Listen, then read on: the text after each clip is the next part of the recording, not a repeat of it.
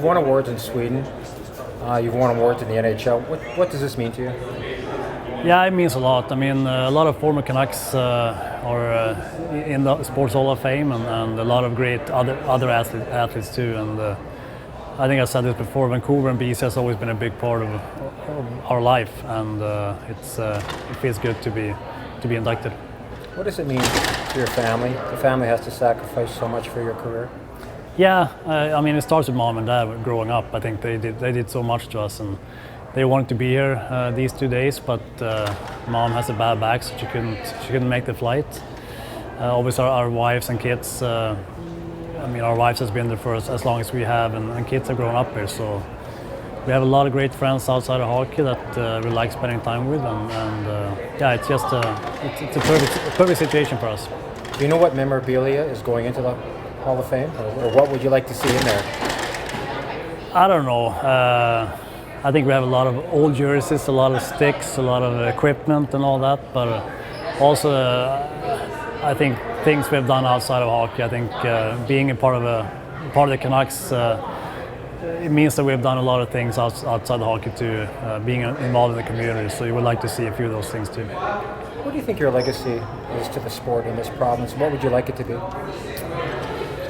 I don't know, just that I think we did everything we could to be the best we could, and I think that's hopefully that can inspire people. I think, like I said, I think we did a lot of things outside of hockey too that could inspire people, and that wasn't only us. I think the Canucks as an organization did a lot of things, and it's such a great organization to be part of.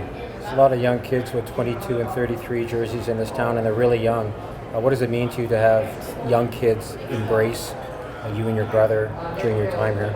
Yeah, that's always a nice feeling, and I hope they, like I said before, I hope they see other things too, not only hockey. I think, like I said, we try to treat people with respect, and that's what we try to do. Teach our kids to treat people with respect, and I think if you do that, you go a long way. Would you be here without Henrik? I doubt it. I think we never know, but I think we've helped each other since we were kids. I think in inspiring each other, competing, getting better, pushing ourselves, and even our first few years over here, we did a lot of talking and got through the tough times, and then we got better slowly together. And I don't think we would have been here. We would be here without each other. What don't we know about Henrik? He's a slow runner. Besides hitting the wall in the marathon, is there something about him that people don't really know, that there's another side to him? I mean, as a captain, he had to be that guy, be accountable, maybe more stoic guys. Yeah, no, and I think maybe he came across as being a serious guy, but I think he can be really funny, and he's just great to be around. I think he makes life easier and happier too. I think when you're running. What are you most proud of in your career here?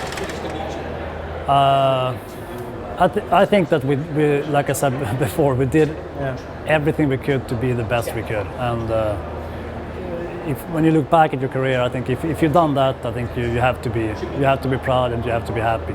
I mean, you hated missing practices or games. I mean, is that part of it too? I mean, the drive that you guys had.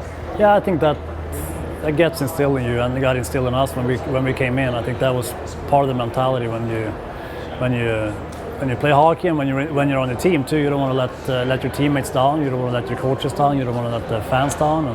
But first and foremost, it's your teammates. And we love competing. We love being out there on the ice. We love being the go-to guys, and I think we were always up to the challenge.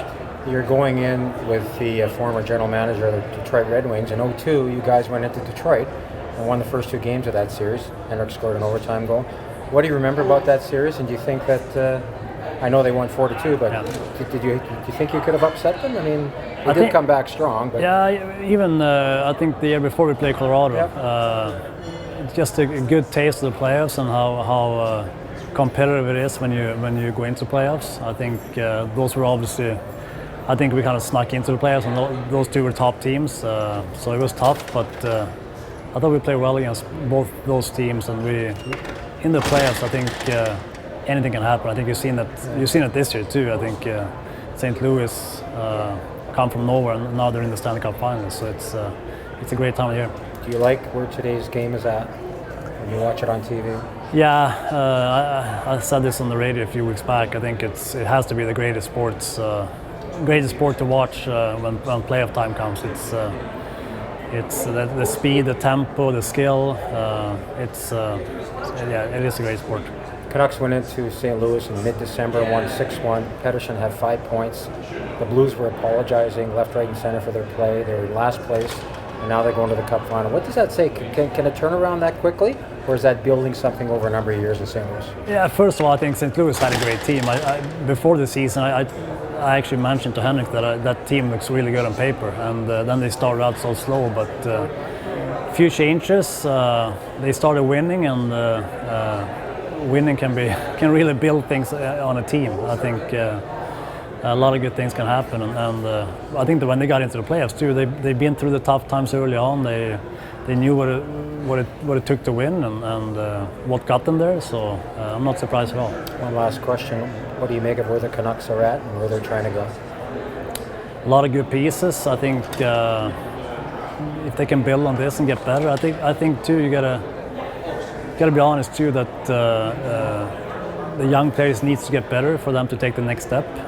I think everyone knows that. So we'll see what happens next year. But I said this when we retired too. I think Canuck fans should be excited because they have a lot of good young pieces. Now it's just up to them to take the next steps and hopefully get a few new players onto the team. I think that can make a huge difference. Would you like to be a part of it someday? Get back into the game? I think we said that all along, that hockey is the main thing for us, the thing we know. But at the same time, we also said that we're tired of traveling. We're tired of getting on those long road trips. So it has to be the right fit. And who knows? We might end up doing something completely different too. So I think we're going to find something to do. If it's hockey or something else, we'll be happy.